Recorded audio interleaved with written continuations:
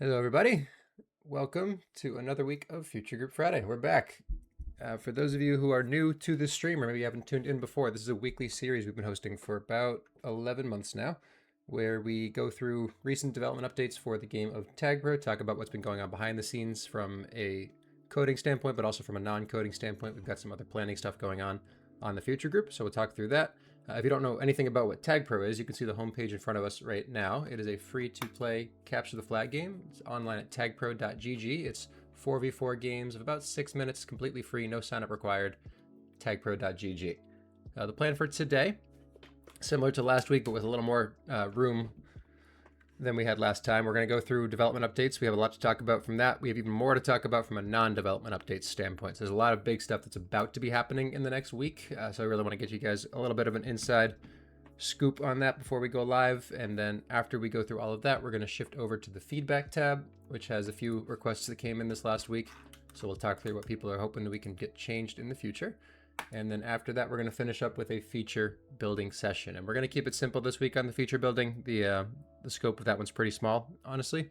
But I kind of need that right now. I need something chill. So we're going to run through this stuff. If you have any questions along the way, feel free to ask. There is a form pinned in the chat. You can also find this if you're watching the recording later down in the YouTube description or in the Reddit description as well. There's a form you can fill out. I go through that form every week. I answer any questions. So if you don't want your name attached or you can't get here at 1 p.m. Eastern, which is a very inconvenient time, then feel free to fill that out and I will get to it when I can.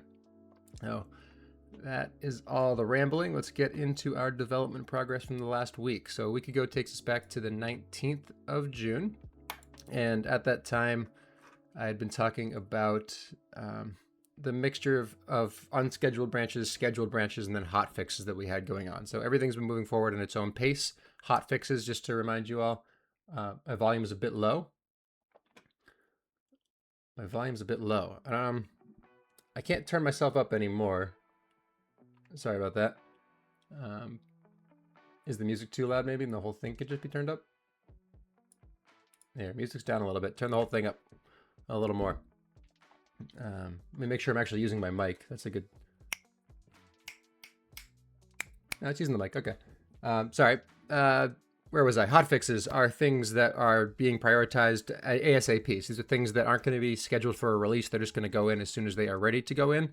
We have scheduled branches, which are going to go in at the next release if they are finished in time for it. Usually they would be. If it's a scheduled thing, more likely than not, we would hold a release to get that feature in for the release. So if it's like 2 days from completion, we would push the release back 2 days so it gets included.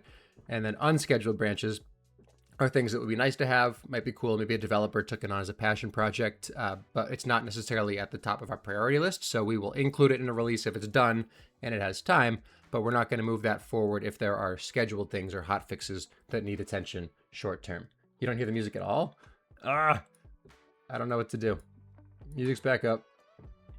So yeah, a week ago we were kind of in the middle of a bunch of those. So on the 19th, a week from today in the past, we had a scheduled review come in for the game server socket connection improvements, which is just a different way of the game to talk to the joiner. The joiner is kind of the actual site itself that controls where people are going, what games are actually getting created. This is this page here where you have all the servers that are up and then all the players who are in that server waiting to go to a game. So we just have an improvement for how the games talk to the server in case something goes wrong so that we have good error handling and things like that. Then we have an unscheduled branch, which is just an update. I already talked about this one. It's a queue or a review of online players who are in the queue. So instead of, actually, it's kind of similar to what I just showed you guys. We can see everyone who's waiting in the queue right now from a development standpoint because it's good for us to know who's in what queue and who's been waiting for how long, trying to figure out what's actually going on here. But you guys can't see that. So we have an unscheduled branch in progress that's going to show you who is waiting for what queues so you can get a better idea of who's online, when your game might be created, things like that. So I'm not sure when that'll go in, but it is moving along. Then we have a review coming in for a hot fix. So this is going to go in ASAP, which is talking about counting players who are sent to spectate in the waiting checks for ranked games. And I've talked about that one a few times at this point, so I'm not going to really dig into it. But if you are queued for ranked and you get sent to spectate a game, occasionally a game will get created while you are transitioning between pages.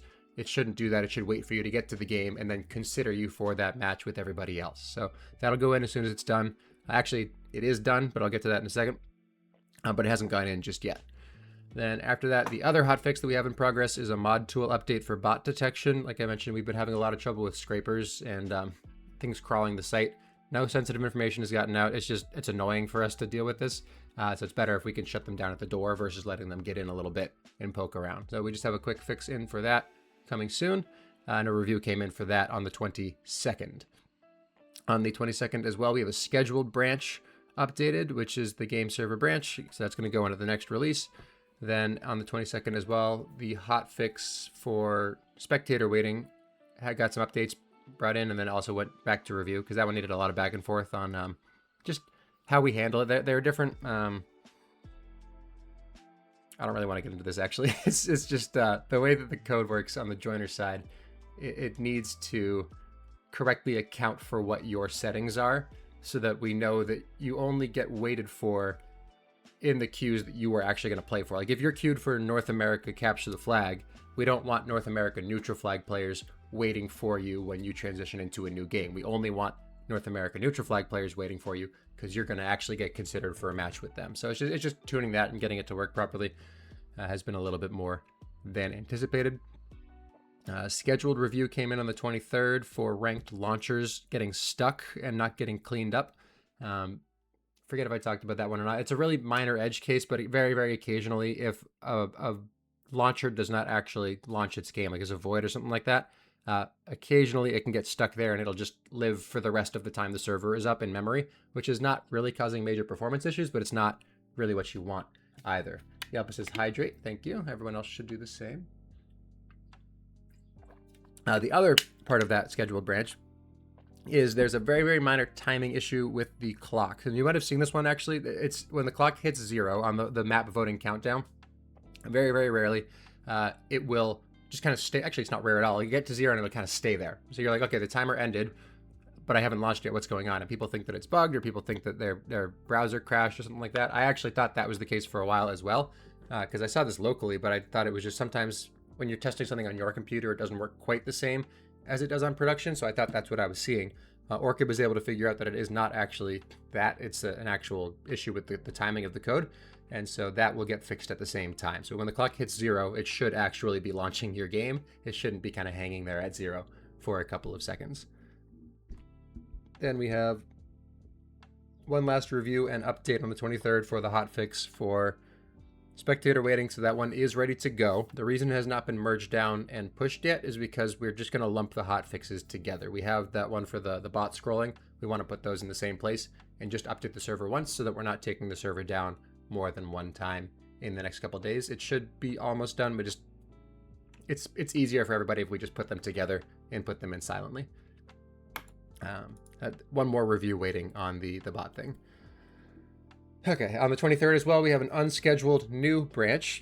This is talking about sticky balls. It's not really an official name, but in Neutral Flag, you might have noticed this. If you are playing a game and you are pressed right up against somebody else's ball, and there's a handoff opportunity. So the flag carrier comes in, it hits the opponent, and you are touching that opponent occasionally. And some people don't have like a good gauge of when this happens. It feels kind of random, but occasionally when that handoff happens, it'll push you back, but it won't actually hand the flag off to you. So the expected behavior, according to most, would be that the flag carrier gives the flag to a defender, the defender gives the flag to another offender, offender scores. But sometimes it's flag carrier gives the flag to the defender, and then the defender was already in contact with the offender, and it doesn't actually register a new contact, so they get pushed back, and then they can run away, and there's no pop there. So a couple different thoughts coming out of that. Yeah, let's get into it. So the complaint about that one is that it feels a little unintuitive to have that happen because I'll get to that in a sec, Josh. So the complaint is that you have a somewhat unintuitive feeling physics element where it doesn't, like it feels like the handoff should happen there because you were touching them already, so you'd think that you tagged them and you're good to go.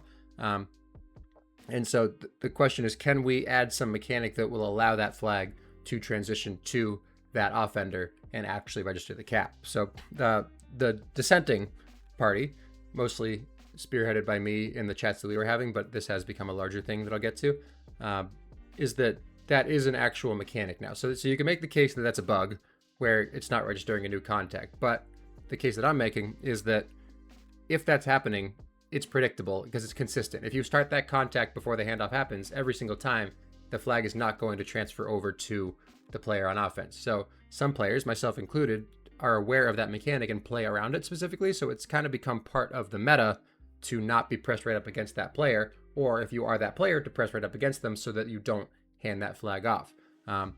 Counter argument is that it is technically a bug. This was introduced when neutral flag was first added a very, very long time ago.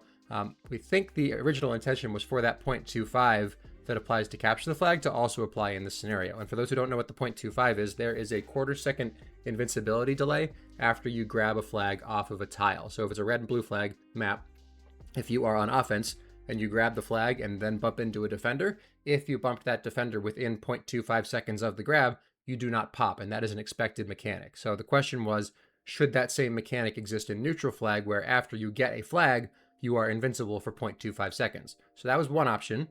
There was a decent bit of pushback on that because that does change more than it sounds like it might. Like that does stop certain plays from happening. Like that handoff situation, it still wouldn't be a cap unless they stay in contact, because the first 0.25 when they're touching, that doesn't register as a contact. And then after that, there would be a recheck. So if they're still in contact, then it happens. If there is no more contact, then obviously there is no tag. The other thing people were asking about was, instead of having any sort of delay, just recheck the contact every time the flag status changes, so that instead of each frame passing the flag one tile, one single frame passes the flag through all of those tiles. So what that scenario would look like is flag carrier bumps into the defender, and then flag immediately transfers from the defender to the offender to the cap. So it'd all be one frame where it goes all the way through. That one got a little bit more pushback just because it felt a little bit too quick. Like handoffs would just happen right across the whole map, and it was a little bit much. Not to say it's not valid, but that was one of the concerns with that approach. And then the third approach that came up, and this was mostly after some back and forth with some players in competitive, was maybe that recheck is slightly longer than 0.25. Maybe you make it 0.5 seconds or 1 second. And the benefit of a system like that is you keep the meta change that I was talking about before, where players play around that expectation that new contact has not occurred. But if it's a longer, like up to even a second was proposed at some point, then you keep that meta of pressing up against them to stop the handoff from happening, but you also change the meta of them being able to run away while you still are stuck to them. So that's the sticky balls part of it, is that sometimes you have a player with a flag and then a player without a flag, and they're touching and they're running across the entire map together, and there's never a pop registered because the initial contact before that player had the flag was not going to pop either player. So they're still in contact the whole time. So that was the specific use case that this came up for in the first place. So one of the proposals was, if we make it like a second before it rechecks the contact, then you keep the meta of the scoring opportunity, but you remove the meta of chasing that person across the entire map while you're still in contact. So 3 different options there. Fourth option would be do nothing. But so 4 different options there. In terms of how we're going to go about that, I'm pretty dead set on this, and I think that this is what's going to end up happening, is that we should test this before we decide on which one of those 3 to actually use, because you can make a case for all of them. I kind of dislike some, I kind of like others. Some people have different opinions on that. That's fine. I just think that we have neutral flag coming up in a month. That would be a good opportunity. Sorry, neutral flag tag league, TagPro League is coming up in a month. That'd be a good chance to kind of play test all 4 of these, figure out which one feels the most intuitive, the most competitive, which one does not undermine any sort of competitive integrity, and just decide permanently which one we go forward with from there. So TBD on how we handle that. It is unscheduled, but it is a pretty small thing, so it should be pretty easy to get in as a group setting and then test. But the exact way that we're going to handle that has not quite been decided yet. That's just kind of my take on what we're going to do. We will see where that goes in the next couple of days. After that, on 25th, this is last night, we have a scheduled branch that was new coming in, which is converting the presets in groups. And this is easier to show you in front of me. If you click play private games, there's an option for a group preset, and you can create a group. And when you're in the group, you can see there's still options for group presets. So if you make a bunch of settings and you do whatever, it doesn't really matter what you select for this. Say I did all this stuff and then I'm like, okay, these are perfect settings. I want to share this with my friends so that they can also play on these cool settings on this map, whatever. Then you can go to group preset and you can generate a group preset, and it gives you this long string of characters. And this is really cool because it lets you copy those settings exactly, share them with somebody else. They can take that, load it into their group, and then their settings will match exactly what I had on my screen here. So as an initial feature when we added this, very, very useful, really good for like competitive leagues to make sure that the rules were applied correctly in all the different games that they were having, helped the captains so they didn't have to click through all the group options and all that. But doesn't mean there wasn't room for improvement. So what we're doing in this new scheduled branch is we are taking that same group preset premise, but we are adding it as a URL component. So if you're in a group, not when you're in a group, but if you're not in a group and you want to make a group and apply these settings, instead of creating a group, finding the preset, coming back and plugging that preset in, you can have the preset exist in the URL creation link. So if you have a no group here and you go to groups and you hover over this, you'll see, oh, you can't see that. It takes you to a page /create. So if we have /create and then the URL at the end of it, what it'll do is it'll let you create a group, and when you create that group, it already has those presets in. So for the competitive leagues, instead of needing to share a preset for people to take, they can just share an entire URL, and the first click takes you right into that group and the settings are done. Now for changing the settings, you're still going to be able to take that URL and paste it in so you can change the settings in the group that you're in. We're still trying to figure out the most intuitive way to display that, but that will be in the next release when we have that finalized and decide how we want to do it. If you have any questions about that, feel free to ask. Josh, did I answer your question? Sorry, I forgot to come back to that, but I think I covered that as I was going. And yes, Yalpa, I'm saving you from your homework. You're good. So that brings us to last night. One other thing that has not been pushed but has been worked on in the background, we have a new donor flare on the way. I'm going to explain more on that in the non-development updates, but we've been working on that as well. So that's all for development stuff. Again, that was the smaller half of this week. The bigger half was the non-development stuff. So I'm going to just keep going right into that because it's pretty important. So how do I start this subject? At the beginning. TagPro needs a redesign.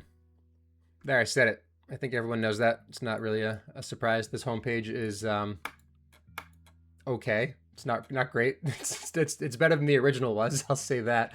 But I don't know if this is really a selling point of our experience here is the homepage. And that's not to say that the homepage is the only problem. There are other issues with TagPro as a whole. But basically, we are aware, and we have been aware for a long time now, that the site needs a tune-up, if you will, but probably a little more than that. It needs like a whole reskinning. And so for a long, long time, we've been kind of pushing down this idea of a redesign because it's a really big project. And we'd started little things here and there, like maybe we can update the color palette and nothing else, or maybe we can update like the button style and nothing else. And the more we looked at that, the more we realized that it just doesn't really work to only update kind of little parts of the site and not have like a greater plan in mind as you go. So we had a meeting last Saturday morning, right after our stream, day after.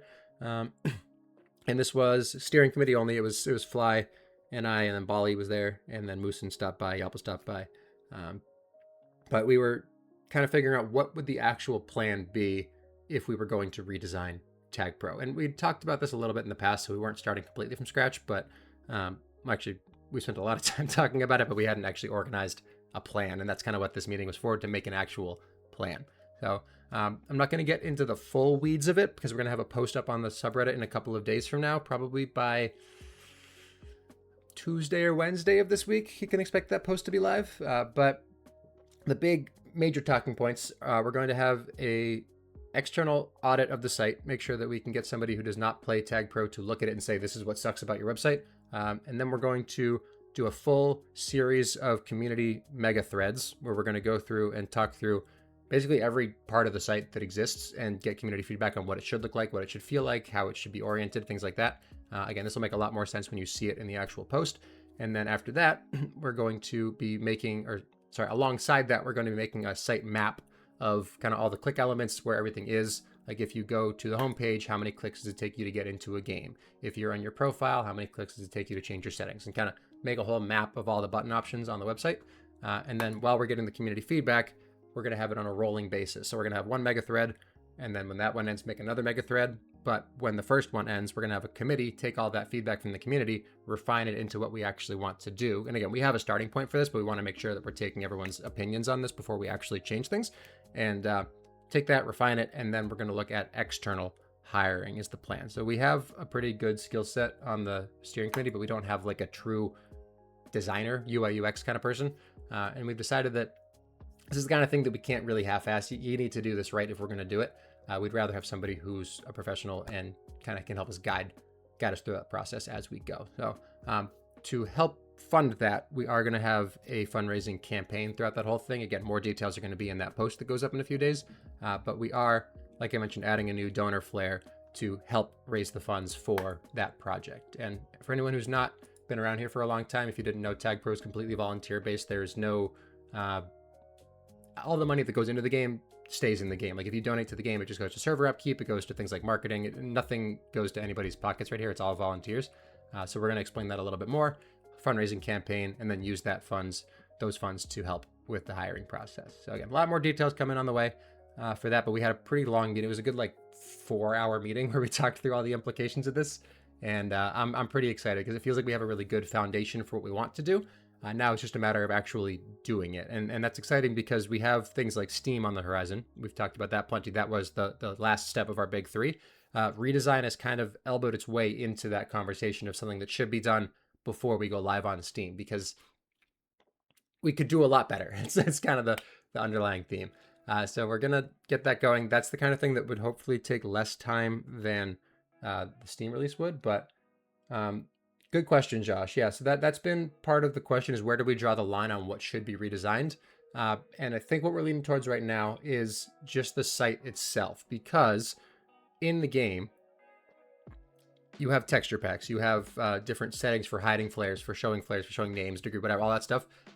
We allowed, and we continue to allow, the game itself to be very, very customizable. And I think that's the right call, because different players have different ways that work for them when they're playing the game. I don't know that changing that would be a positive thing to do for the game. I think that it makes sense to say the game is the game, you do what you like in that game. But for the site, where people are going to be getting their first impressions of the game, finding out if they like it or not, that's the kind of thing that we should be really changing, so that it's actually better and easier to find your way into a game, and you're more likely to stay and things like that. But that does not mean that we are not allowed to do things like make a new default texture pack. If we wanted to do something that matches the feel of the site, I think that would be completely appropriate to do at the same time. It just wouldn't necessarily be the explicit scope of a redesign progress. Thank you. Yeah, hi Splat. Pities for that. Wow. Okay. Yep. Nice. Absolute goober. Yeah, so that's the plan for the redesign. Again, Reddit post up in a few days. We're going to have a lot more detail on that. It's going to be a roughly 2-month process, probably start to finish. And that's to the point where we are actually hiring somebody. The posts themselves for collecting community feedback is probably going to be about 3-ish weeks of that timeline. Are there zero development issues about it? E.g. game rendering is harder to do correctly. Oh, I see. I mean, there aren't really development issues with anything. It's really developer time that's the biggest limiting factor. It's how much can we do with the time that we have. And for the game itself, when it's so customizable, it's not really worth our time to spend digging into the perfect in-game look right now, when so many people are like, well, I want it to look like this instead. And I think that they're allowed to do that. That's a perfectly valid stance for them to have. So would I change the gameplay itself? No. Would I change things like the background of the map, like the scoreboard, those kinds of in-game elements? Yes. But the game itself, like you are a ball on a map, these are your bombs, these are your boosts. I don't think we should be touching that right now unless people actually want us to make a new one for that. And we could do that, but I think I'd rather focus on the things that everyone shares versus the things that people customize right now from a redesign standpoint.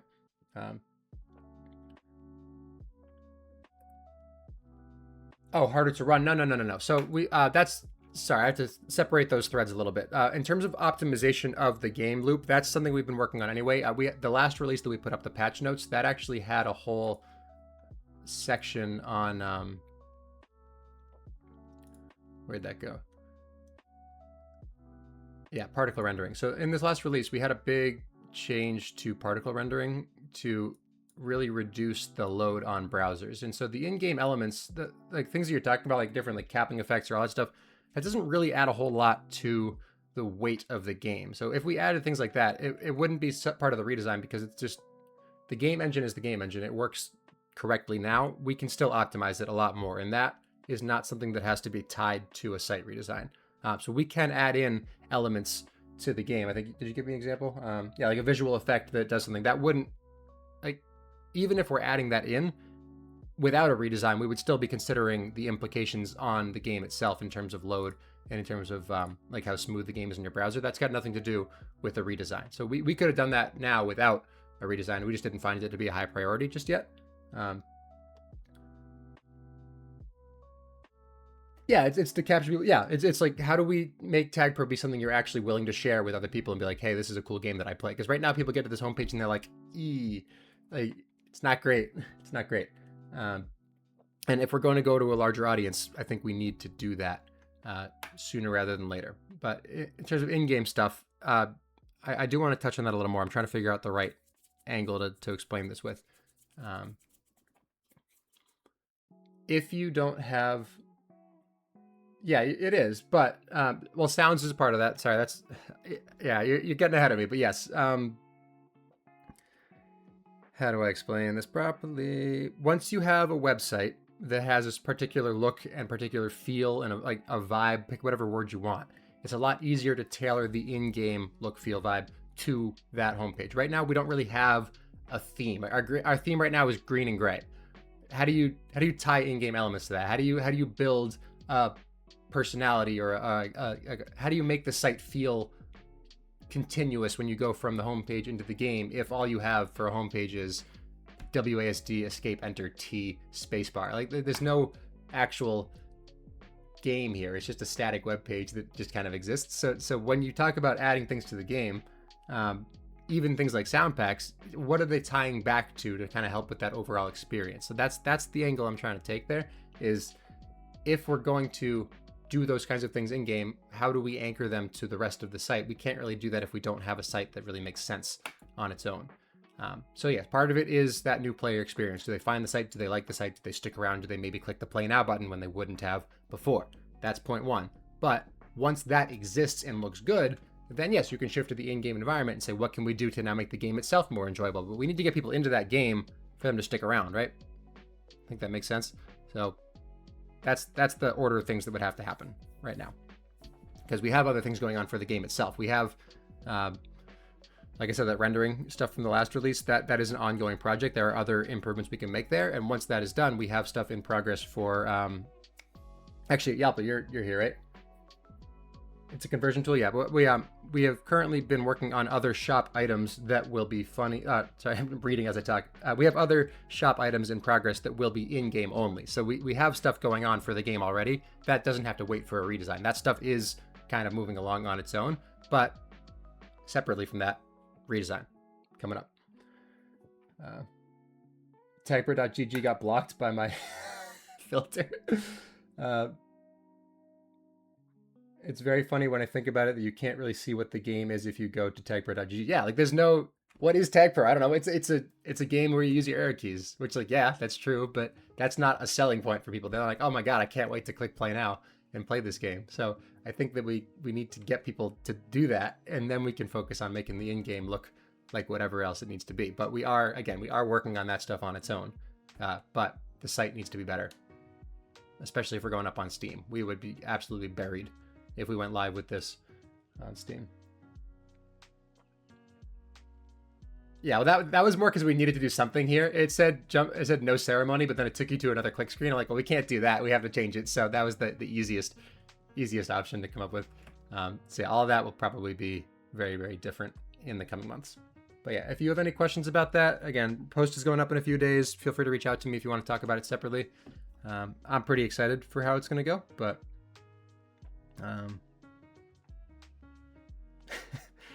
sorry, DMs on Discord. Yeah, so that's non-development stuff. There was another unrelated thing going on, which is still kind of in the speculation phase, but I think I mentioned this before. We're considering creating a creative committee, which is somewhere between the map test committee and the steering committee. It's kind of, there are things on TagPro that are creative. Hopefully that's not controversial. How do I intend to separate the opinions shared from in Reddit versus in Discord? Well, that's the kind of thing, we want all of them. How do we separate them? Which is we take the things that make the most sense. Like people might have opinions that we're like, that doesn't really make sense to us, and we're going to throw it out whether it comes from Reddit or Discord. But people could say something in both that makes a lot of sense. We're going to say, okay, that is what the game actually needs. Pull that into our plan long term. So I want to get both sides of that, Josh. That's why we're doing this, is to make sure we're getting every possible angle of input for this, because this isn't something that we could just say, okay, there are 6 of us in the steer co who care about this. We're going to make all the decisions ourselves. That's not going to really reflect the community. That doesn't really do service to the way this whole site was built collectively. So that's the idea, is just to get as much input from as many people as possible and then make a plan going forward with that. We really out here. Biggest divide right now is comp. Yeah, that's true. The comp side is definitely a little more insular than elsewhere, but it's because they play the game a lot more. They have reason to kind of have different opinions on that kind of stuff. So again, I want to get all of that, and then we can figure out what part of it makes the most sense. So creative committee is, again, still in speculation, but we're trying to figure out how do we add more avenues to getting creative things into the game. And an example of a creative thing would be like a flare. A happy Pride. We got the heart flare up today. I think this is the day that gay marriage is legalized. Is that what the flare's for? Yeah, Supreme Court rules in favor of nationwide gay marriage. We support that. Yeah, flares is a thing that people are like, oh, I made a flare. It's really cool. How do I get it into the game? We don't really have a path to do that. Right now, we tell you to send it to somebody on the future group, and then we look at it. We're like, can we get this in? Do we like it? Whatever. But there's no real like submission process. There's no plan for that. And sometimes if we're making things like the new donor flare, we're just kind of like trying to figure out what we think would be cool and try to make something that works, and then we kind of move on from there. But we don't really have an established process for adding that to the game. Things like music, we don't really have an established way for someone to create a song and then get that song into the game. Right now, it kind of goes through the map test committee, which is fine, but they're map tests. They're not music test committee. And so how does that work? And then texture packs, same thing. So we're just trying to figure out, is there a better way to have all of these creative things go through a group of people who actually care about this and have a good eye for this or ear for this, and then use them as our door to adding things into the game? And then how does that kind of interact with the steering committee? Like, does the steering committee have the final say on things? Does the creative committee have the final say? Because the steering committee decides that we're going to do something like, say, for example, make a ranked matchmaking system. That's the steering committee deciding that, but that needs to come with a few flares. Like we have the ranked flares over here that you can see. The steering committee decided that we needed to add flares. Would it be better for the creative committee to then be in charge of what those flares are? Does the steering committee need to give a final say on that, or can the creative committee say these are what the flares are going to be, and the steer co says, okay, that's done? Right, so we just have to figure out if that exists. How does it interact with the steer co? What are the boundaries for each of them? They're probably working together in some capacity, but someone needs to have the final say. So we're just talking about things like that. Again, this is not finalized, but it's kind of the rough plan if we can make it work and make sense. And then what else did I want to say on that? Oh yeah, I had thinking about the scope of that. We'd also talked about adding in the messages in the joiner. Like if you're waiting to get into a game, oh, that's ugly. If you're waiting to get into a game, you can see at the bottom there are these messages down here. We're thinking those kinds of messages maybe should also be under the scope of the creative committee, like adding in new text blurbs when a new feature comes out, just to make sure people can see that stuff, because we're missing a lot of information that could be down there, especially thinking about new players. If they're waiting in the joiner, what can you tell them that it's actually valuable information, or maybe fun facts for people who have been around a long time? So it's the kind of thing that we don't really have the capacity on the steer co to really spend time on, because we've got so many bigger projects to work on. It would be really good to have a different committee in charge of looking at that and curating that long term to make sure it actually makes sense. Committees have inherent problems with creative endeavors. Strong leader to guide the discourse. Well, yeah, it's like you can have people on it who are in charge of, like you can have with the map test committee, you have a group of people, but you also have an MTC admin. Musin is in charge of the map test committee, so he keeps things moving along, and that's how it kind of stays productive. Obviously, the bot is a big part of that as well, and community submissions keep things moving. But just because you have a committee doesn't mean it has to be an equal membership, equal final say kind of thing. You can have a structure in there that will move things along if needed. And that could be where the steerco steps in too. It could be that you have this committee, and if they can't decide on something, the steerco steps in and says, okay, we're just going to go ahead with this and you're done. But again, that's why it's still kind of in the speculation phase. We haven't decided exactly how that's going to look or if it's going to exist. But I just wanted to share that that is something going on behind the scenes. Is the front page going to look roughly the same qua Steam release? No. No, it is not. Any interest down the line in integrating Fortunate Maps into the website? It's strange. Yes, that's actually in the plans, is to get Fortunate Maps in. It's kind of the same thing as the TagPro.eu problem that we talked about, I think last week or 2 weeks ago, where it's a thing that exists that should be a part of the site. There's no reason for it not to be, other than the fact that we don't have time to really add it in.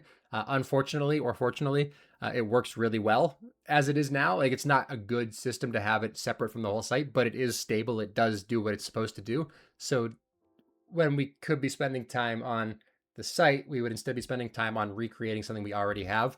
It's a gamble. It's assuming that that is going to continue to work and not crash. Thankfully, with Unfortunate Maps and Fortunate Maps, we have a little more control over that because Electro is still on the development team. So if something goes down, we do have the ability to get that back, and we do have the source code for Fortunate Maps. So that's the one I'm a little more comfortable letting just hang out on its own for a while, until probably we get to the point where we are ready to add new tile elements. That's probably when we would also talk about bringing Fortunate Maps over to the actual site, because that would also come with a updates to the map creation editor. Like, if we're adding new tiles, you need a new way to create maps with those new tiles. So we would have to be updating the tile editor. And at that point, if we're updating the tile editor, it's probably worth just bringing the whole tile editor into the site. And if we're doing that, we might as well bring Fortunate Maps with it. So I think all of those will get bundled together into one big project, just from a what are we focusing on standpoint. But right now, still not the priority. But eventually, yes, we will get to that. Super Boost confirmed. We do have a plan for a single tile Super Boost. Yeah, it's a team tile, but also a boost in the same tile. That is something we were planning on adding. We have a ticket for that already. So yeah, any questions about that? Feel free to reach out. Creative committee probably going to happen, but I can't promise that right this second. Still got to have a little more discussion on how we go about that. But yeah, last thing for non-development stuff: player titles. I think I talked about that briefly last week. We are looking at adding in to the shop a way to have a little title next to your name. Like mine would be Supreme Overlord, whatever you want to call it. Like, you just have like a little word there that you could say, okay, I am this person. And you could have it kind of be achievement based, but also be shop based. So you can pick which one you like. Wow, 6-win streak. Yeah, still in progress. We're just kind of getting that list started so that when we're ready to actually use it, we have something to build off of. But that was the last of the non-development things that went on in the last week. Now, that's all I got for you guys on that. So we're going to shift gears over to our feedback tab. Unless there are any other questions, feel free to put them in the chat if there are. Let me just check the form real quick and make sure I didn't get any questions there. And for those just tuning in, there is a form pinned in the chat here. You can also find that down in the description below if you're watching this back later. Fill that form out anonymously. I will answer your questions live on stream the next week. But let's move over to Discord now. Get to our feedback channel. Let me sort these real quick. All right. Discord, go. Boom. Nailed it. All right, so we left off last week on mobile replays, which is something we are currently working on. This is an unscheduled branch, but we will eventually be fixing mobile. Hello, Capybara1. Is there a way I can help out if I'm learning HTML and CSS? On the site itself, we probably wouldn't be able to find a spot for you for something specific like that. That does not mean there's nothing you can do, though. So what we work on is all JavaScript on the site. HTML, CSS are good for browser management, but for the actual logic behind it, you need to figure out things like JavaScript. And we are currently at a point where we're in a pretty good place in terms of development, but there are other websites that are league related. So let me pull up mltp.gg and TagPro reference. There are some other websites that are community projects that could probably use some extra hands. Let me pull one up. For the competitive leagues, they have been working on getting things into a better place for showing how the league is progressing, for getting the schedule up there, for getting the standings, the rosters. And this is the kind of thing that it's like 1 or 2 people working on this.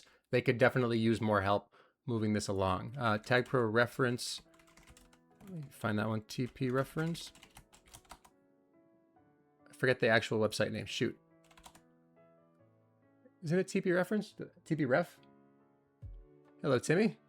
Oh, Timmy, I owe you a hydrate from last week. I'm really sorry I missed that. Let me do that real quick.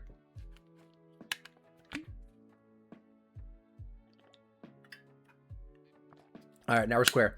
So I can't find TP ref, but it does exist. But yeah, if you're just getting started with something like that, I would say get in touch with me and I can get you in touch with the people who made these sites, or separately, scripts are a big part of TagPro and they have been for a long time. You can make scripts that will edit what the game looks like or what the homepage looks like, and you can kind of customize that to whatever you want. So that's how a lot of developers for the game got into development for TagPro, is they made their own scripts. They're like, this is really cool. How can I do this more? And they already kind of knew the site at that point, so it's a lot easier to get them onboarded into the project. Because this is a pretty big project. It's been going on for 13 years now, I think. So we've got a lot of legacy stuff that's kind of hard to work around. So I would say start by getting some scripts up, see if how they work, get a good handle on that, and then get in touch with me. I can get you in touch with those site creators. And then after that, if you've stuck around for a while, definitely come talk to me again and we can see if we can get you onto the team. I like that my chat filtered I'll hit you up on Discord because it says I'll hit you. I thought that was a threat. Sorry. TagPro dash reference. Thank you, Toppy. Let me get that real quick. TagPro dash reference. .com. Aha! TagPro reference. This is a all-time stat aggregator for North American competitive leagues. Very cool stuff on this site. If you check out individual leagues, you can see the teams that are going on right now, but you can see historical seasons and you can tell what the stats were.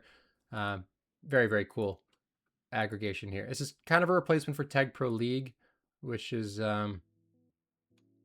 old and written in a language that nobody likes. So I can't even remember what season I used to play. Was it 31, 29, 28? Where am I?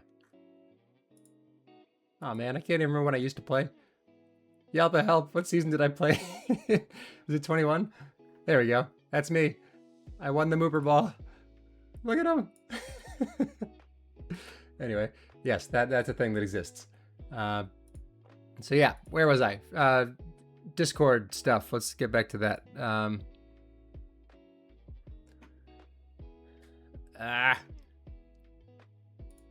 There we go. All right, so hold time win condition. Spheroid says several mini games use hold time as their win condition, like OFM or Gravity Keep Away, but this is only possible to manually tally, or as a manual tally. Yes. If there was a setting which made one side win if their hold was greater than half the game duration, that would be a big win for those games. It would also allow Gravity Keep Away and OFM to be part of the native minigame queues, since they could properly detect winners and losers. So this is a very, very cool request, and I'm particularly biased in favor of it because, as Grant is hinting, this is exactly what I would need to do with the game state changes. But I want to pull up a thread that I made real quick. I think it was game ending parameters. So back in 2022, I made a ticket that said we should make different game ending parameters, and it's its own selectable option. And what it would basically do is allow you to specify exactly how a game ends. And when I say that, right now the game ends if time expires and the score is not even, or a mercy rule or a cap limit are achieved. Those are the only three end conditions for the game. But my request at the time, again, this is 4 years ago now, was to make it so you can pick any game ending parameters, and you can say capture limit, or you can say mercy rule, or you can say pops, or you can say drops or power up, whatever you want. If it's a group setting, make that into a game ending parameter so that you could have that be how the game ends. So you can see hold was one of those requests here to say that, okay, if somebody gets to half of the hold in the game, end the game, and that way they've won and you're good to go. So yeah, I think this is a really good request. I've wanted to do this for a very, very long time. The limitation for this one is the complexity of the task. So we've been changing a lot about in-game physics and logic, and not the physics necessarily, just like the how does the game end for like clutch time, for example. That's a big change to the game ending logic because you're looking at other things to decide whether the game changes states, goes to overtime, all of that. My biggest issue with this is what Grant said. I have this nagging sensation that we need to rebuild how game states operate before we can do something like this. And when I say game states, what I mean is that you have regulation time. You have countdown. So when the game's created, you have a pre-game countdown of about 10, 15 seconds. I forget the exact number, where nothing can happen. Then that timer ends and it transitions into regulation. Then regulation is happening. During regulation, the game can end if time expires, like we talked about, or it can end early if a mercy rule is hit or a cap limit is hit. But if it gets to 0 and the score is tied, there's a check where you transition to a different state, which is overtime or clutch time if you have different parameters there. And then clutch time can transition to overtime. But basically you have 3 hard-coded states: regulation, clutch time, overtime, and then 2 boundary states, which is countdown, game, end. And I really feel like we need to do something about that system, because none of those states are really unique in any way, shape, or form. The only thing unique about them is they have their own customized ending parameters. But if you took the ending parameters out, they're all just TagPro. One doesn't allow you to move, countdown. One doesn't allow you to do anything else, end game, fine. But all the ones in the middle, they're the same thing. In overtime, in clutch time, in regulation, you can still press the same keys. You can move the same way. Power-ups spawn the same. Boosts spawn the same. Nothing is different about those states. So why do we have hard-coded states instead of just having a state? And the state is just TagPro. And then you can make in private groups as many states as you want, and all you're doing is defining the parameters to switch from one state to the next state. And I've rambled about this on stream before, so I'm sorry that I'm doing it again, but if you do that, then it becomes very, very easy to do something like this, because you can say that at the end of this state, if somebody has 2 minutes of hold, end the game. Fine. Like, you can do all of those state-specific decisions, including other things that are not the score and the timer. So I really feel like we need to do this. I've not been getting any support from the dev team, which makes sense because I sound kind of like I'm insane when I ramble about this, but I really feel like we're missing something in how the game is structured that's holding us back from features like this. So welcome, I'm a goat. Welcome to the stream. Would be cool to add rounds to create search and destroy. Yeah, like that's exactly what I mean, Josh. Is you could make all these cool custom game modes because you could have different parameters to decide when do you transition into the next one. So there's so much you can do if you make that change, but it's a really, really, really complicated change to make to the game that would have long-term implications. So that's the kind of thing that I'm gonna keep occasionally nudging things in that direction if I can. But the bigger problem though is back to a request like this. Can we implement something like this without doing that big change that I'm talking about? And I'm not sure that we can. And the bigger, more recent time this came up was with the clutch time in ranked neutral flag that I promised name 333 like a year ago at this point. I actually started that branch and I looked into how I would go about implementing that, and I kind of couldn't. Like you could do it, but the way that you would have to implement it to make it work the way we wanted to. And for those who don't know what I'm talking about, in capture the flag ranked, if a player is holding the flag when the clock expires and their team is down by 1, instead of the game ending and them losing by 1, the game continues until that player either drops the flag, in which case the game ends and they lose, or captures the flag, in which case the game is tied and they go to overtime. We wanted that same mechanic for neutral flag. It does exist, but we wanted to be able to account for handoffs so that if you have a flag, clock expires, you're down 1, you can hand off to an opponent who hits your teammate who scores, and that would be a valid sequence. But right now, if you hit the opponent, the game ends immediately because you are no longer holding the flag, which is not really how neutral flag works for capping standpoint. So I looked at how to add that, and it was a disaster of code to make it work. So like we could have made it work, but it would have sucked to write, sucked to test, sucked to review, frankly, and then it would have been a weird, ugly thing that we have to overwrite in the future to maintain the same functionality. So I kind of tabled it because it just didn't really make sense with the code base that we have right now. And something like this is how we would fix that problem. So it all keeps coming back to the state thing, but I can't find a way to get that into the game. So there's a different stream. If you want to find it, I can find it for you. I rambled about this for like half an hour at one point, and I'm getting close to that now. So I'm going to move on. But thanks, Joseph Yassi, for the follow. Welcome to the stream. Yeah, so in terms of this ticket, what I'm going to say is this is planned. We do have a ticket for it, which I just showed you guys in front of us. Because we do want to do this at some point. I'm just not sure when we would get around to it. So that's my ramble again. I'm sorry that keeps coming up. This is a feature request and this is planned. But in terms of when, hard to say. Hard to say. Low-key OFM is fun to keep playing, even if you are the player is already going to lose. And one of the well, that's the thing, Toppy, is that you don't have to have like I can't keep doing this.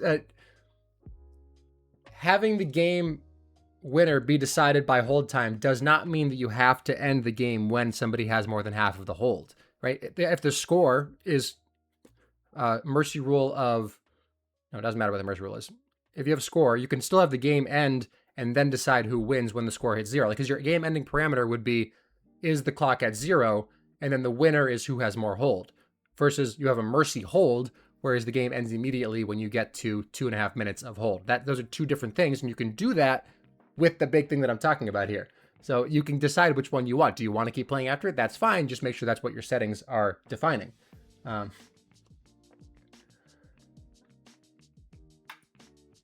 Yeah, okay, yeah, I got you, Dobby. Sounds like a great idea. I feel like if the game almost became as customizable as a game maker type software, yeah, that's kind of what it'd be heading towards. Is you can make whatever kind of game you want in TagPro as long as it's within the settings that we offer, and then go off, do whatever you want. Like, it just, I don't know, it just feels like that's really a missing opportunity right now that we should eventually do. I can't, even me who really, really wants to do this, I cannot justify that being the most important priority right now. We just have so much else going on.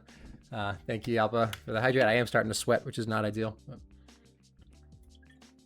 It's a little warm here in the Northeast. Okay, what is, sorry, I didn't zoom in for you guys. You can't read what it's saying. Possibilities such as Mars ball options, lighter or heavier, have them trigger buttons, have them interact with bombs. Why are they capped at 2 per map? Is it really going to break the game to have more? Heat Dome next week. Great. Can't wait. So we have a couple Mars ball tickets that exist right now. I want to answer a couple of these questions separately. Lighter or heavier?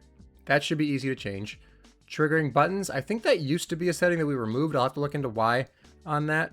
Interacting with bombs, that seems pretty doable. I would probably bundle that into the rolling bomb change, where we have a request for if rolling bombs are detonated manually, or sorry, if they're detonated at all, if a bomb is within the detonation radius of that rolling bomb, that bomb goes off. If we were going to be messing with that logic, that would probably be the time to add in Mars balls also detonating bombs. And then why are they capped at 2 per map? That one's very topical because the last patch notes we just put out, where I talked about rendering updates, part of that, I think I found the reason that they were capped at 2 per map. Functionally, I understand it's capped at 2. It's just a hard number. The number is 2. You can't have more than that. But from a coding standpoint, it's easy. From a rendering standpoint, that was the hard part. Because if you had more than 2, it was causing lag and causing problems with rendering because it's just a really weird object to move around. I think I fixed that with the rendering stuff because it was being redrawn way too frequently, and that was adding load to browsers, and that was causing lag. But I think now we're just moving it and then making it disappear, reappear. So it's a lot smoother. I think we could probably lift that cap now and be okay. Because that was really just a limitation because it would lag people out of the game. Same problem as gravity wells. I fixed the gravity well emitter because it used to be that every frame the game was trying to tear down and then recreate the emitter that creates those particles swirling around it, instead of just having one that's just constantly on, which makes no sense, but that's just how it was written originally. So a lot of rendering fixes went in. I think that those rendering fixes did make this more feasible. Yeah, so I think what I want to do here is, let me just find what I have for Mars ball branches first.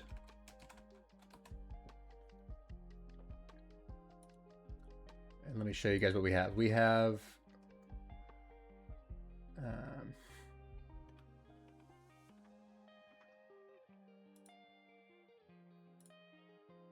all right, I'm just going to read these out. We have add Mars ball option for locked in place instead of free range, which would just take a Mars ball and in a group setting, you say, I don't want these Mars balls to move, and they would just, and now it's a bouncy element. It's not going to get pushed around no matter how hard you hit it. Then we have allow more than 2 Mars balls per map. So we got that one. Add group setting to disable Mars ball scoring, which I think, yeah, I think this still exists. Oh, respawn. Hold on. Respawn when hitting a neutral flag is good for some mini-map. No, I think that's the same thing. Look at if the Mars ball scores, it gives 3 points to the team, and then it goes back to where it spawned. So I don't think that... Is that functionality gone and I'm forgetting something? I thought that functionality still exists. Someone can check me on that later. I'd like to see Mars balls restore a jump to a player in gravity. Okay, this is a lot of different requests here. We took it out to allow Mars ball neutral flag maps. Okay. So I think what I'm going to say here is we have a lot of Mars ball requests. This is all fine. Ticket exists for more than 2 Mars balls. What else exists already? Ticket exists. So I think I'm going to add the ticket updated to include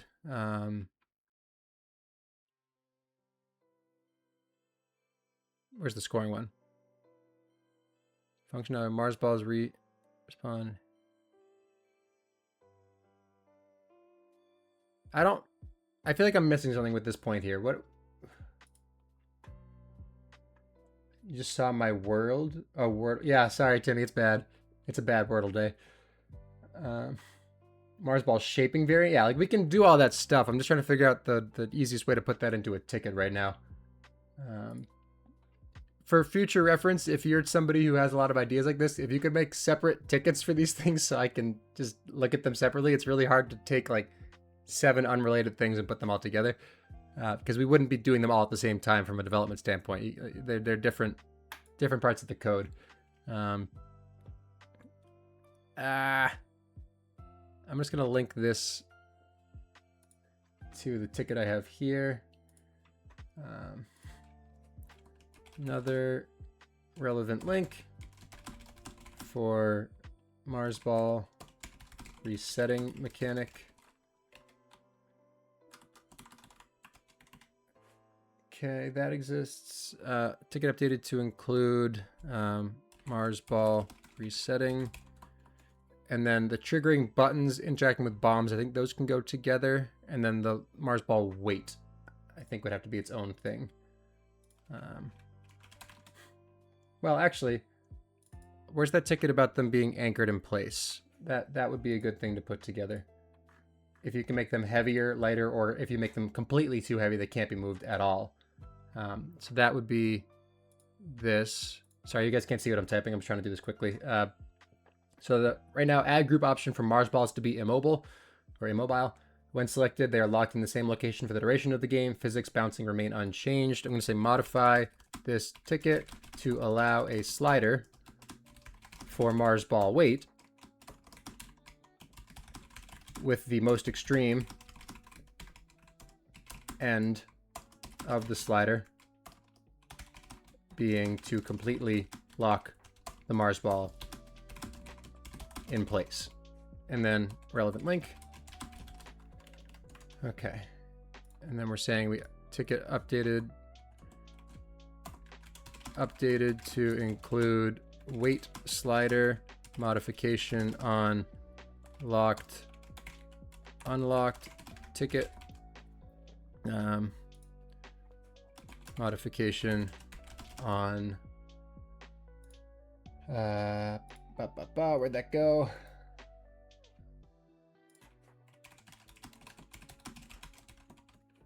Mars ball scoring.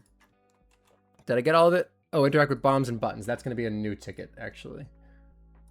So we're going to say over here, allow group options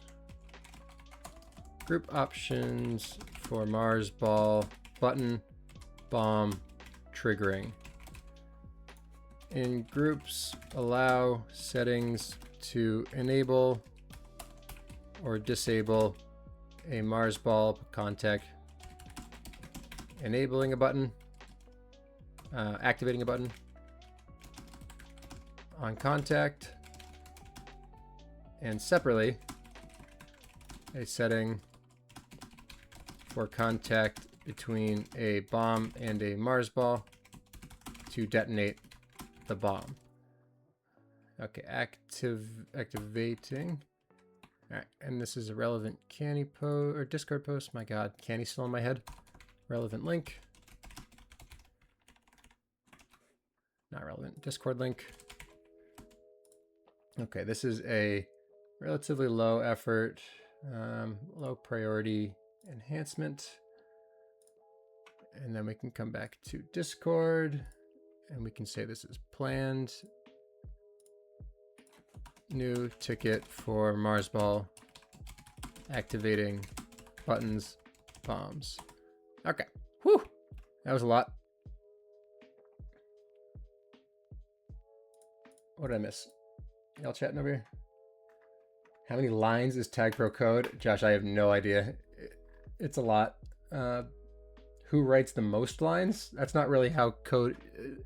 Code is not determined by line count. If you're getting over like a couple hundred lines in a PR, you're doing something wrong. It should be much more concise than that. Anyway, feedback. Next. Flare rarities. When looking at unowned flares from the shop, you should be able to see their rarity. Yes, I think we have a ticket for this already. Let me find that real quick.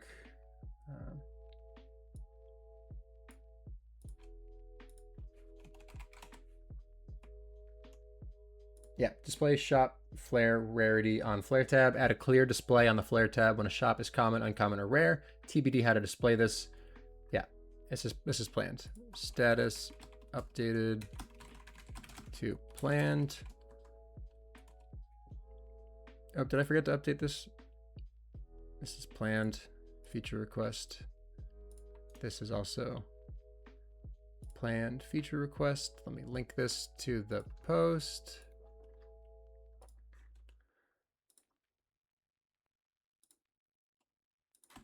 And link. Whew. Run out of time. How are we over an hour already? That's nuts. Dodging the question. Josh, I don't have the exact number in front of me. It's a lot. It's many, many thousands of lines. How do I open this up? Get rid of my degree. I had stats off forever and suddenly I win and earn a degree. Why did you turn my stats on when I had them turn off? Turning stats off is no longer a thing, as Josh says. So let me just link the post here. I'm still waiting for someone to explain to me why it's good for the game to be able to pretend you're not experienced at the game. I still haven't gotten a good answer on that. Patch notes are here. See the attached link for details. And I'm going to mark this as closed.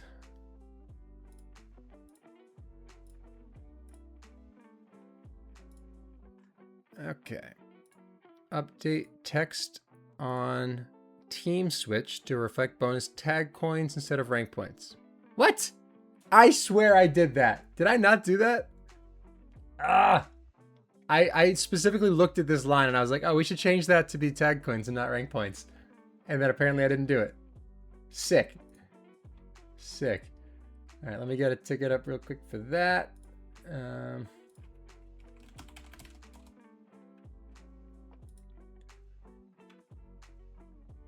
right, I'm just gonna copy this. This is worded well enough for me. I'm just gonna copy all this. Copy. Give me that.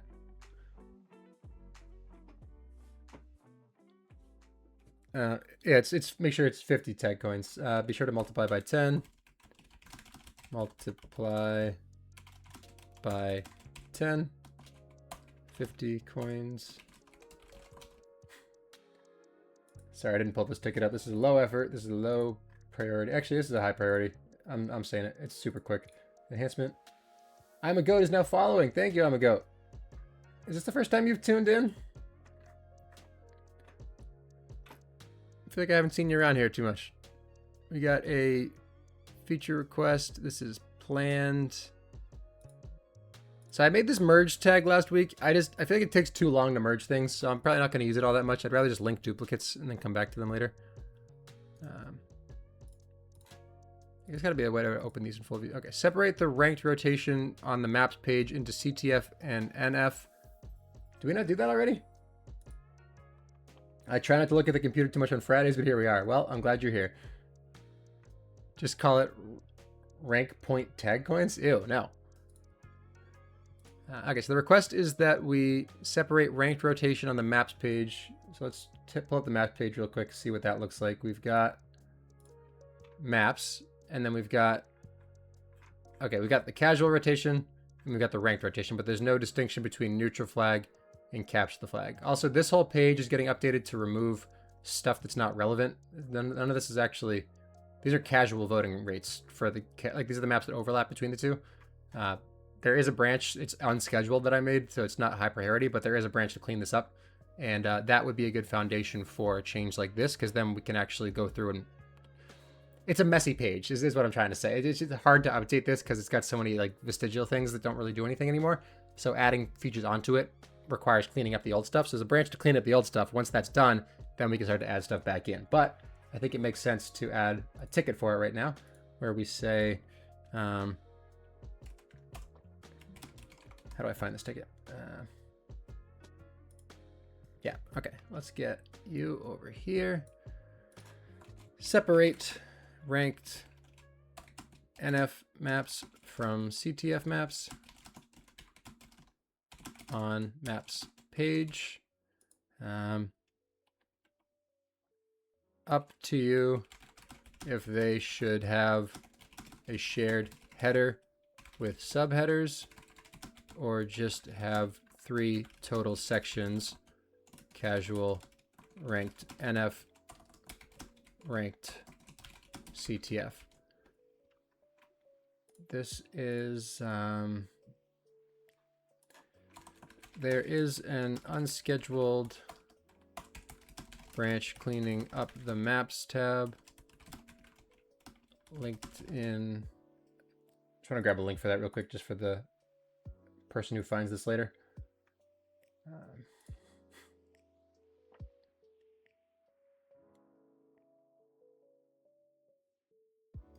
I think it exists. Hopefully I'm not crazy.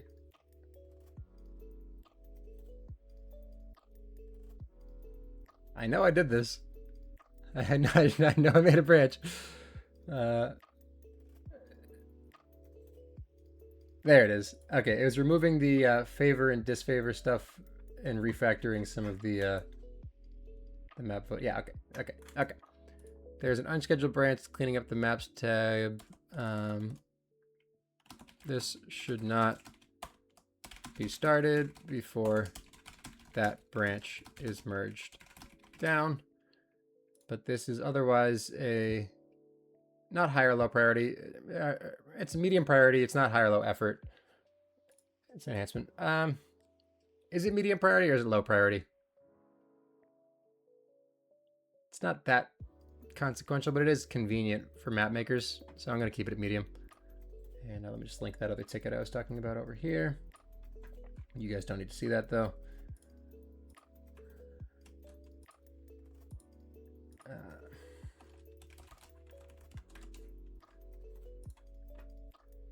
Okay, so there's that. And then also back on Discord, status updated to planned. And then for Spheroid here,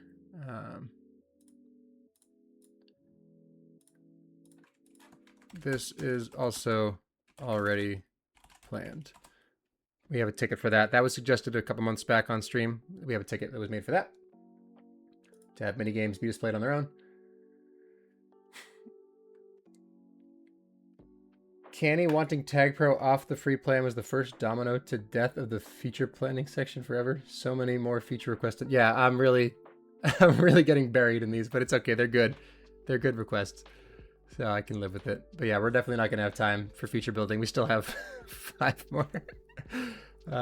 Add joiner options in game. Oh God, Beach, that's a lot of words. Currently, there's no way to change joiner settings while in game. This has many negative impacts, which will increase with higher player count. Examples: if you're in casual waiting on ranked, the only way to get out of ranked is to turn off auto join, but that returns you to the homepage. Yes. If a ranked game ends, the joiner immediately starts a new ranked game. There's no window to opt out of CTF or neutral flag. Yes. Experience 30-ish player queue. Imagine 300. Sure. If in casual only. Okay.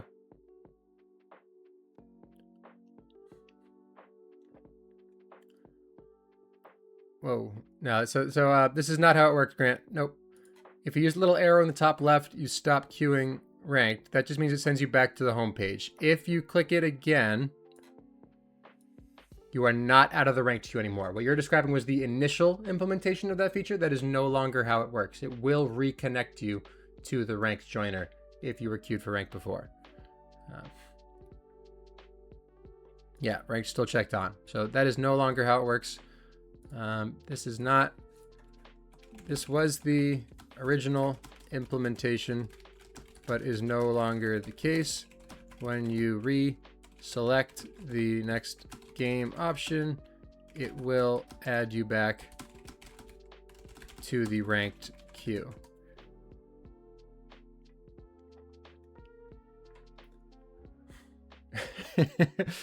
In terms of this request here, I am not opposed to this. It's a matter of how do you show that?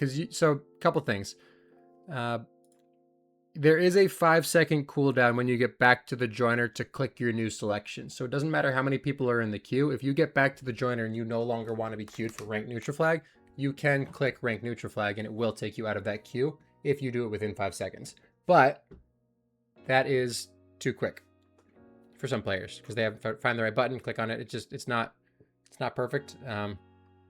So I think what the request is really asking for here is for the spectate selector options. So if you're spectating a game, on the top left corner of your screen, for you guys that's here, top left corner of your screen, there's a little box that says like I want neutral flag, capture the flag, Europe, North America, mini games, whatever.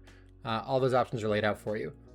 That, I think they're asking for that to be kind of blown up right in front of you on that same corner at the end of your games. And I think that's the kind of thing that people would kind of hate. But if we had it be collapsible, you can hover over it and it expands, I think that would be fine. So what we're going to do is make a ticket for this. Add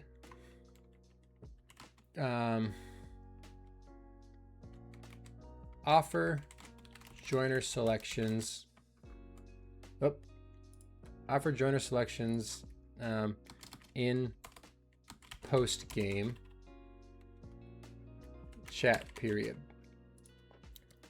Currently, if a player is queued and would prefer to go into a different queue, e.g.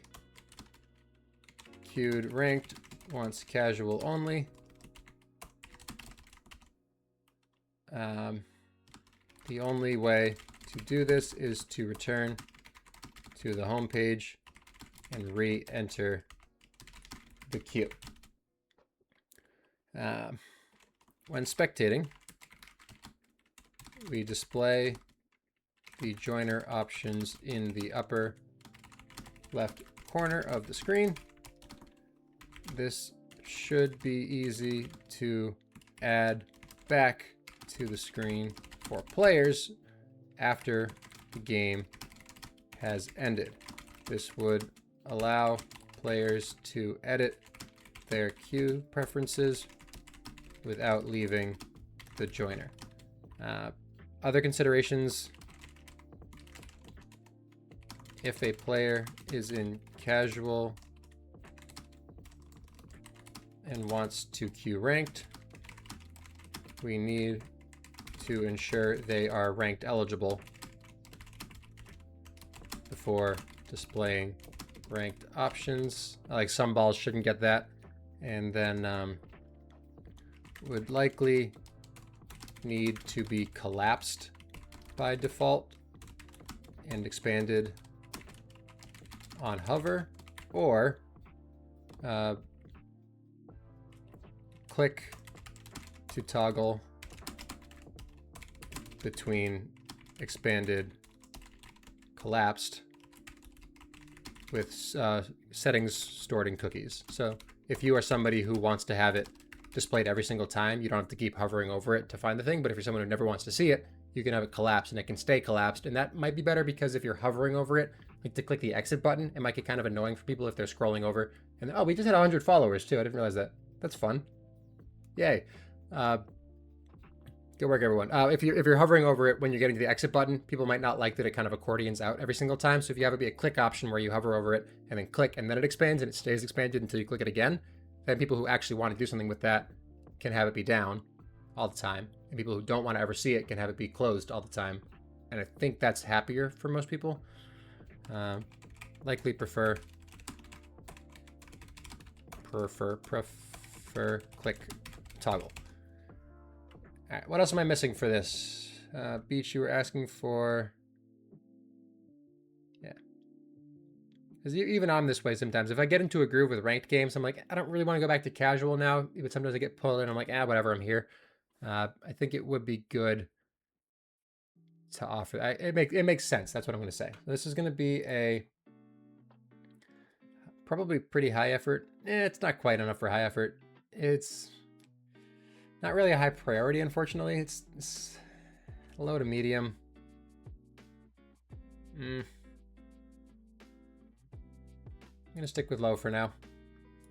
Enhancement, because it's not really fixing. Like, it's a minor convenience, is what it's fixing right now. I don't think this is something that's really changing how everybody uses the site day to day, but I do see that there's a reason for it. Those priority labels are all subject to change, by the way. I do go back and revise those every once in a while. But if you disagree with them, feel free to reach out to me. Status updated to planned.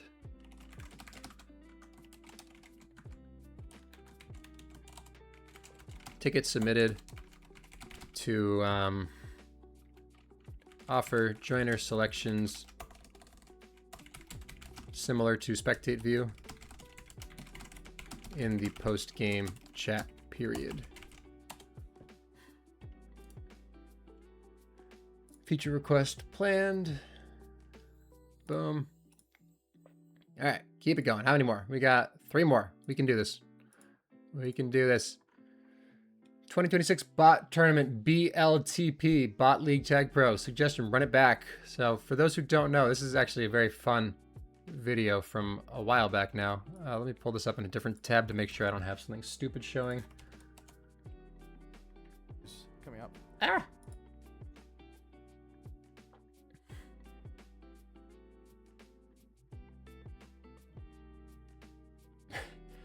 Alright, I don't really have a good way of showing this.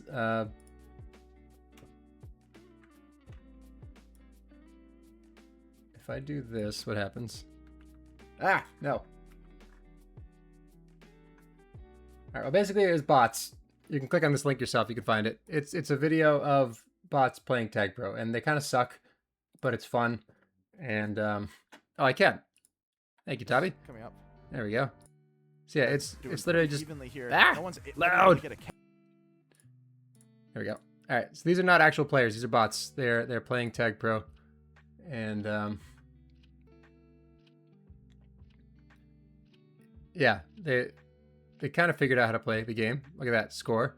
But this is fun. And if we could do something like this, I think it would be enjoyable for the community. But the major limitation right now is that we haven't finished the project that I mentioned a month ago, maybe at this point, where we want to have some way of exposing hydrated replay data so the players can train models off of it and then make something that's probably slightly higher quality than these were. I think that would be fun. So I'm going to say this is under review because we would need to be revisited after God, this is so much context to explain to people who haven't been following the conversation, but we have a lot of requests from people to make bots because they think it would be cool. Fine. But we don't want bots to become a thing in the game. So we're trying to figure out, is there a way to make policy where you can have people training bots off of replay data and then using those bots in specified private groups, but not using them on regular production server, and then making sure that we have monitoring so that people don't start using these in their actual gameplay, because then that would ruin the competitive integrity and then blah, blah, blah. So this could be possible, but it can't be possible until we get all of that kind of in place, established, ready to go, working. So this will be revisited after we have established the policy and scripts, policy and scripts for allowing machine learning programs off of replay data. Feel free to reach out to me with questions. But I know Sunball64 has talked to me about this already, so we have a little bit of background there. But this is a feature request, which is under review. Highlights. Add a honeypot channel for spam or ban accounts. We get a lot of @everyone from pings spam accounts since they can send messages via chats. Yeah. Yes, we could do this. I'm not really a fan of this kind of thing just because they're kind of ugly. I guess you could bury it way down at the bottom of the server. Yeah, I don't know. Like we could, but I went through the roles just now and I made sure that we had no more roles that were able to be pinged by everybody. So I don't think there's anybody else that could actually do this. It's not @everyone. They were pinging a specific role, and that role was, I think, community nights, and you had that role, so you got that ping, Joseph. So I'm gonna say maybe, but not right this minute, because I want to see if that actually works first. I think we've clamped down on all the possible avenues for that to happen. We had a bad run of like 4 of them. Because the thing is, if they are gonna spam every channel, even if they spam the honeypot channel and they get banned, like that's just what we're doing anyway. So I guess you're just automating that process, but I don't know. I don't see this being terribly useful. I'm gonna mark it under review.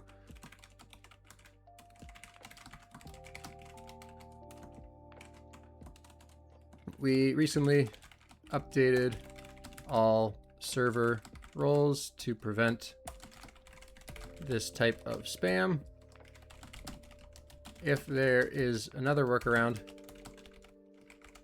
and we are behind on shutting it down, shutting it down, then we can revisit this in the future. It's not really a feature request, it's more of a Discord request, so I'm not going to put it as feature request, but all right. Mars walls, in all caps, enable the ability to use Mars ball material as a new type of flat angular wall tile. That seems interesting. Do we have something for that already? Let's find out.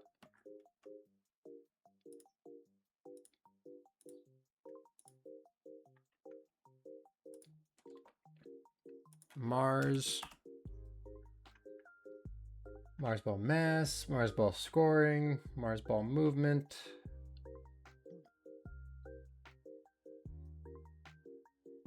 Oh wait, we do have a feature for the reset on scoring. Okay.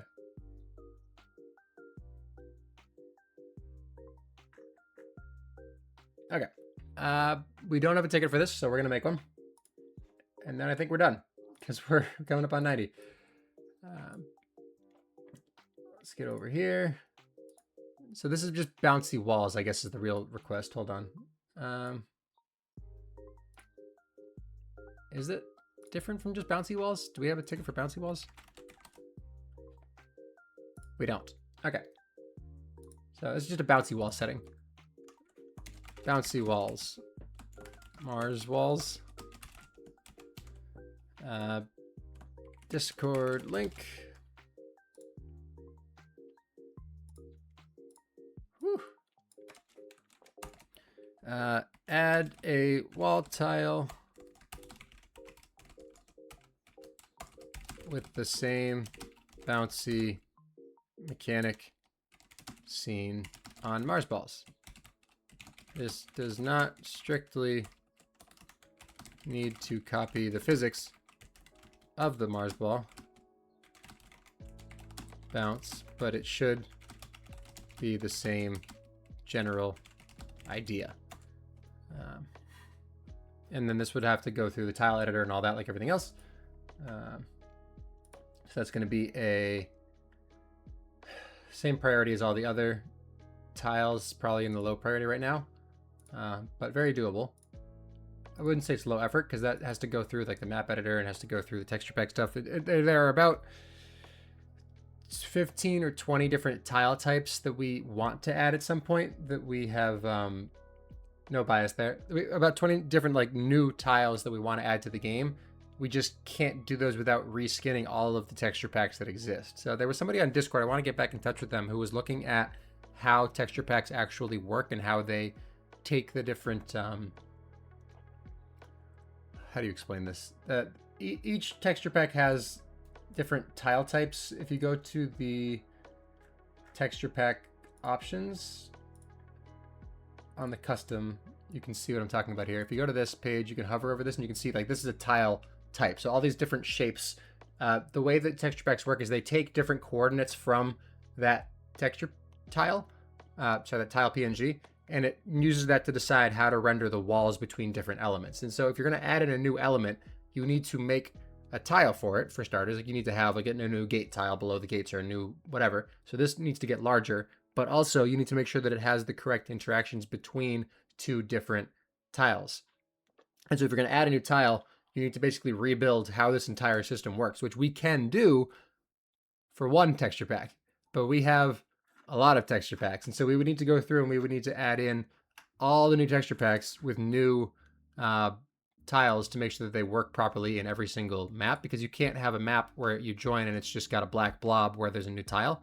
So you could have like a default thing, but then you have ugly, like classic textures on your precision dark texture pack, and that's really jarring for players. So we'd need to update all of them at once so that we can just add tiles in. And so there was, as I was getting to, somebody on Discord was looking at how this is actually used, like what specific coordinates are used for different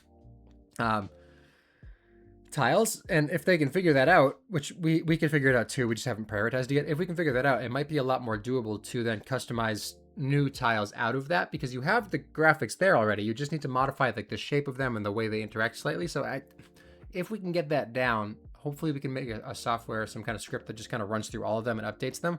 I don't know how we would do that necessarily, but that would be the ideal solution. And so if we get that figured out, that is when things like this request would be very, very doable, because we have the ability to just add stuff whenever. But until we get that down, kind of hard to prioritize that, because it comes with so much other work on the tail end of it to make it happen. Add 2 new PNG. Yeah, that's the thing, Toppy. Even if we're going to add new PNGs, you still need a new PNG for every single one of these texture packs. That's still a lot of PNGs to be making.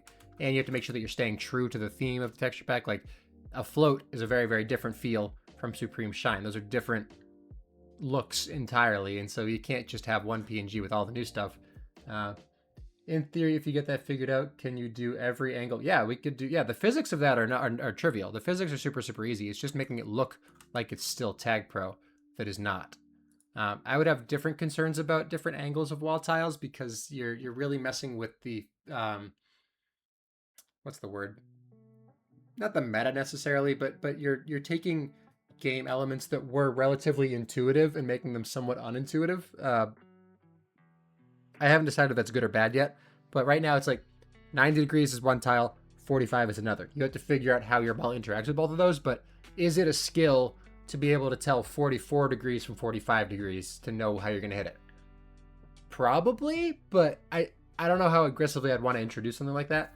But yeah, I mean, very, very doable at a baseline, from a baseline standpoint. So yeah, this ticket's fine. It's low priority right now until we get that. This would be bundled in with all those other ones when we get there, because we'll probably just do like 20 of them at once and then say map makers go ham, and then see where the meta progresses from there. But yeah, for now, this is good enough. And let's come back to Discord and update that accordingly. Updated to planned. And that is everything. Oh my god, I'm exhausted. I think I missed a couple of responses to a different thread, but we are at 90, so I'm going to call it there. Speed tiles and portals are tiles that are on their own isolated page. So Toppy, those are on their own page. That's actually an interesting thing to talk about real quick. Those are on their own page because they are moving elements. So the reason this is on its own page is because there are 4 different states that the portal can be in. So this portal is the easiest example. They look pretty similar, but if you zoom in, that's how the portals look like they're moving. It's shifting between those 4 different images. So when it's enabled, it's just shifting. So when you're making those, it's for moving elements. For static elements, they are all in tile PNG. Those don't change no matter what you do. That does not include like the ball rotating. That's just rotating it on an axis. That's easy. So yeah, like, same thing though. If you make an isolated PNG, you still need to make an isolated PNG for every single other texture pack. It doesn't change the hard part, which is figuring out how to actually draw it correctly. Mars wall states. Yeah, that's more of a trampoline than a Mars ball at that point. But yes, that would be theoretically doable. So I'm going to call it there from a streaming standpoint. So if you have any questions about anything we have been talking about, again, that form is pinned. You can find it in the description below. Fill that out. I will answer it on stream next week. From a development standpoint, we are going to have a silent release with the bot crawling fix and the spectator fix for rank that I talked about at the start of the stream. That's going to go in within the next couple of days. Probably a testing session in the next couple of days as well to make sure that the new donor flare is working properly. If you don't know what that is, go back to the start, but we're going to have a big post up in the next couple of days talking about the plan for the next couple of months for the site redesign, which is going to be about a 2-month process. We're going to need a lot of community feedback on that, so look for the Reddit posts asking for your thoughts on anything. That'll be up. That's going to be up in kind of a couple weeks from now, but the post summarizing how that's all going to work will be up in the next couple of days. So keep an eye on the subreddit. What song is this? This is a playlist I found on Spotify. It's called Stream Beats-Lo-Fi. This song is called No One's Hero by Harris Heller. But yeah, so look for the subreddit stuff. There should be a lot in progress soon. But thank you all for tuning in. I appreciate your time as always. I hope you have a nice rest of your Friday, a wonderful weekend, and I will see you all later.